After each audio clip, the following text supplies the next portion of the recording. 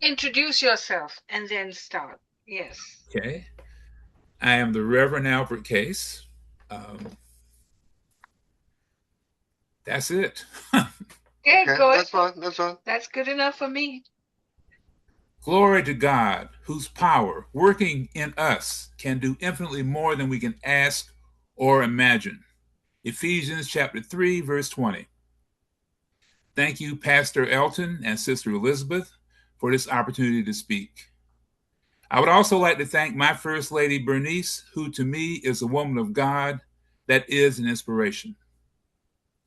My topic for today is, did God graduate with you? Did God graduate with you? This is graduation season, and all types of graduations are happening in the area. In fact, my nephew Joe just graduated from Wayne Community College last week. I want to talk today about how a Christian should view graduation. Now, Pastor Elton is not only a brother to me, but a classmate. He reminded me that this year will be 51 years since we graduated from Goldsboro High School. Yeah, thank you again for that. Now, I can't remember when we first met, but I remember him most about being in the school band together. Now, the first graduation that I remember was my graduation from the fifth grade to the sixth grade. There was a graduation ceremony for fifth graders at School Street School. We had to leave School Street School and go to the sixth grade at the then new Carver Heights School across town. I think I remember they gave us a certificate of completion. I remember them playing Pomp and Circumstance. Remember da da da da da da. And during the ceremony, and I remember at the end of the ceremony, I was crying like a baby. Now, my experience was the definition of graduation. You receive a certificate of achievement, a diploma, and are sent out into the world. Now, whether we want to admit it or not, we all face challenges in getting any certificate of personal achievement. There may have been learning challenges. There may have been personal challenges with our health or our family situations. Some of these challenges were life changing. My question is to we who call ourselves Christians, do we acknowledge the presence of God in our journey? Do we acknowledge the presence of God in our achievements? Or do we say that we did it all alone? Do we witness to the world how we have seen God as part of our journey? Now, I want to look at the questions by looking back at my story before I got my diploma from School Street. Now, my early school years were during the times of segregation. There were distinct black worlds and white worlds. I grew up in all black neighborhoods. I started off at East End in what we call Webtown in Goldsboro. School Street School was across town in a neighborhood called Little Washington. Now, School Street School had burned down and had to be rebuilt. To guarantee that School Street School would have the numbers to justify reopening the school, school district lines were changed. After 3 years of going to East End, walking distance from my house, I was transferred to School Street in another part of town. I had to be bused. I walked 3 blocks away from my house to catch the bus. I had to leave the house alone around 7 in the morning, usually in the dark, and walk across a public park, Minnowheel, to get to the bus. It didn't matter that I walked parallel to the main street under the streetlights. I walked fast and prayed that no one would come out of the park and get me on school days. I then walked to a neighborhood of people I didn't know and stood in front of someone's house for the bus stop. I was usually there early in the morning, usually there early when the bus came. I was a child standing alone in the dark. Now, I went from a place of growing up with my neighbors or classmates since the first grade, to a place alone where I didn't know anyone. I first felt the only friend I had was Jesus. I prayed to be able to fit in. I was even assigned to another school, West Elm, while School Street was being finished. West Elm was across the street from School Street. It was a high school that had been closed for years, but reopened to accommodate students with School Street being finished. I even had classes in a building separated from the school that used to be for home economics. I had classes in a room that had a washing machine and stove in it. Now, by the time I had finished the fifth grade, Carver Heights had been finished. Now, Carver Heights had been built in a black neighborhood back in Webtown for the express purpose of bringing black and white students together in the same school. The thought of having white classmates didn't bother me because I had Christian parents who raised me to see all people equal and that I was inferior to no one. But I had other classmates who told me they did not want to be in school with white people. But despite graduation being an individual accomplishment, you and I as Christians are called to see our personal accomplishments as being done with God as part of our journey. Proverbs 3, verse 5, trust in the Lord with all your heart and do not lean on your own understanding. In all your ways, acknowledge him, and he will make straight your paths. Now, here are some Bible verses a Christian can use to face the world after graduation. Joshua 1, verse 9. Be brave and courageous. Do not be afraid. Do not be discouraged, for the Lord your God will be with you. 2 Timothy chapter 1, verse 7.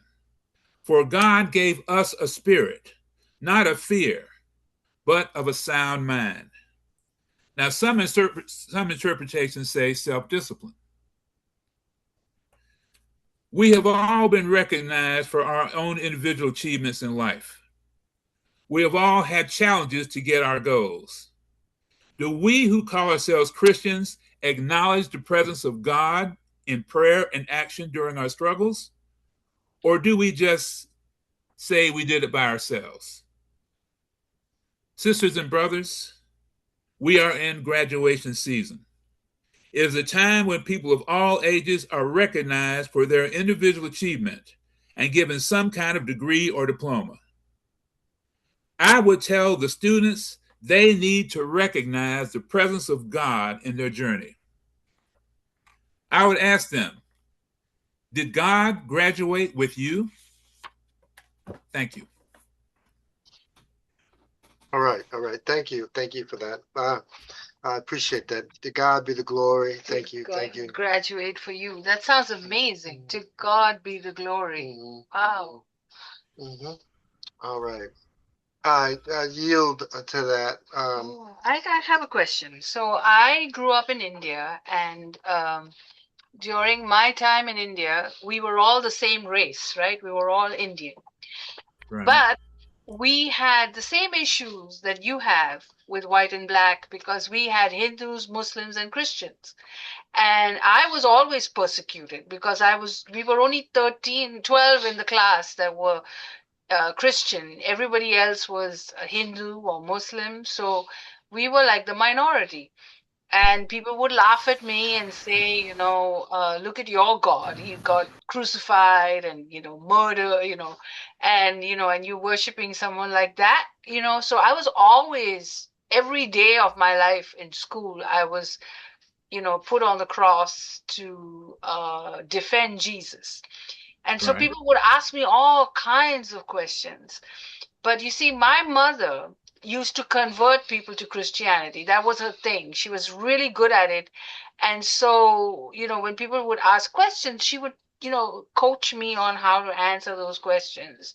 So I really was touched with you, Reverend Albert, today. That was an amazing uh, word, because when we are children graduating in school or college, the amount of emotional nonsense that goes on, which comes in the way of finishing school, because if a child is emotionally not stable, they can't read, they can't comprehend, they have problems in school. So these issues need to be resolved at the home front.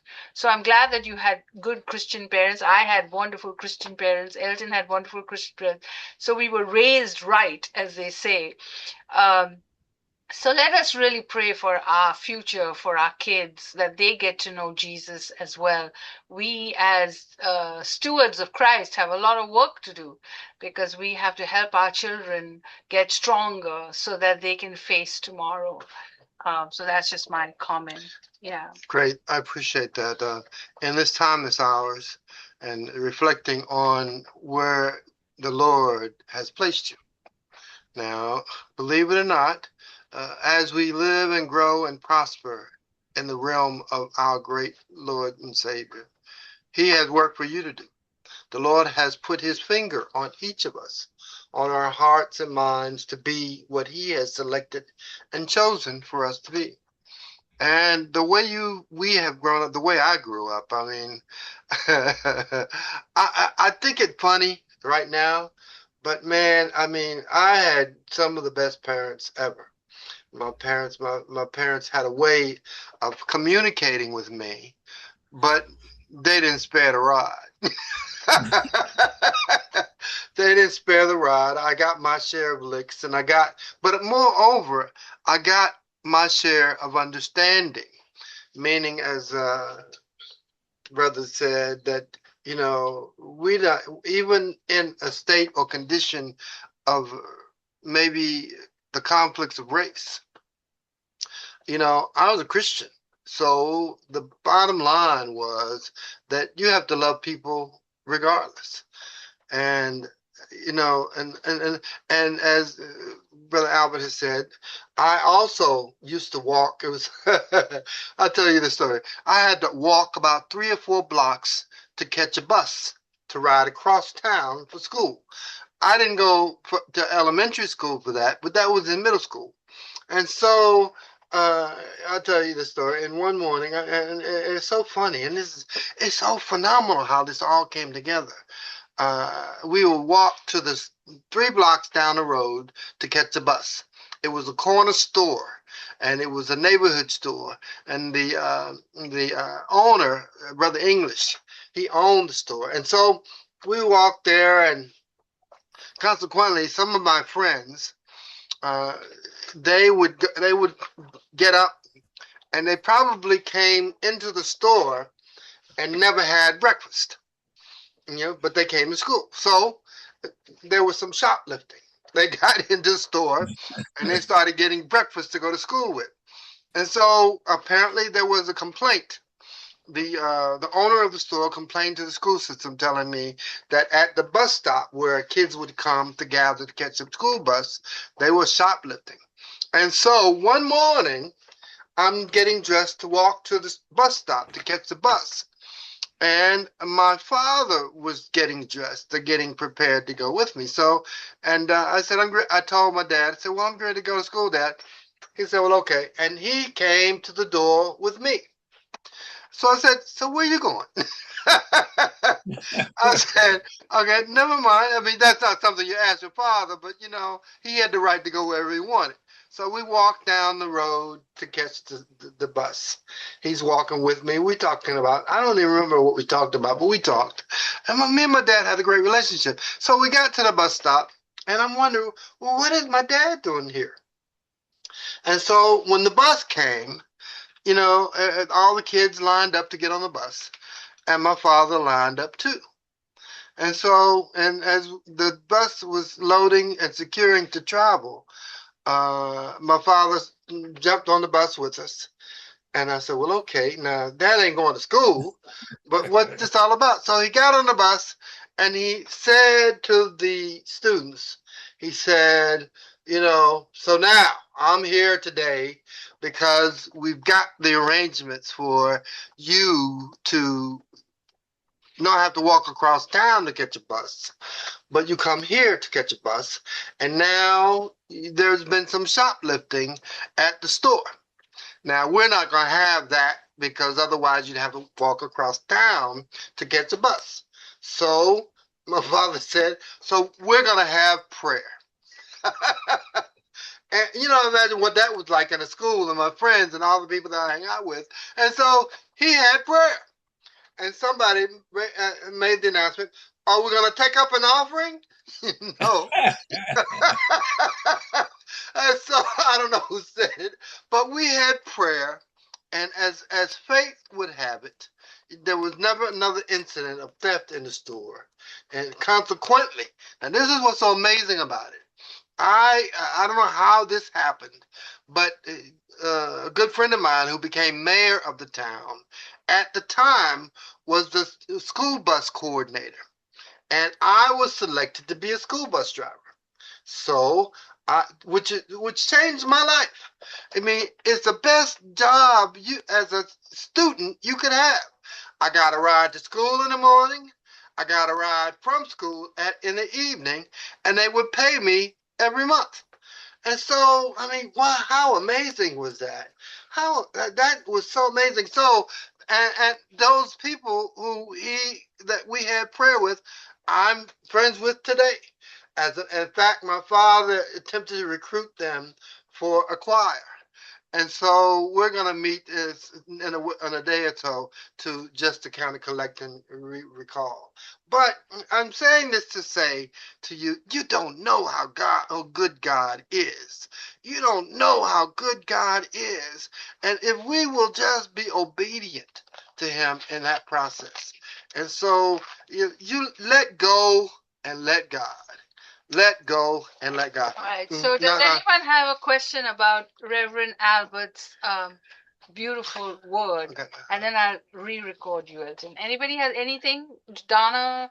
Hi, Bernice. Nice to see you. All right. So thank you for your great word, and thank you so much. And I am going to stop recording.